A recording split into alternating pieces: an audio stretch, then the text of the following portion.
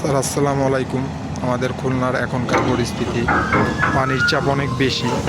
আমাদের মাঠটা স্যার ওই পর্যন্ত, বাট পানির চাপ এত আমাদের এই পর্যন্ত পানি চলে আসছে। এর ভিতরে আমরা লোডের কার্যক্রম শুরু করছি। আর 5-6 গাড়ি মাল নিতে পারলে আমাদের 3 নাম্বার বলগেটটি সম্পন্ন হবে। 3 নাম্বার বলগেটটি লোডের কার্যক্রম সম্পন্নর পরে আমরা কার্যক্রম বিরতি দিব। এখানে আবহাওয়া খুবই খারাপ, এই আবহাওয়ার অবস্থা ক্রমশই বাতাস বাড়ছে আর পানির চাপ বাড়ছে। আমাদের ওই ঘাটটাও পানিতে কাজ করা যাচ্ছে না পানির কারণে।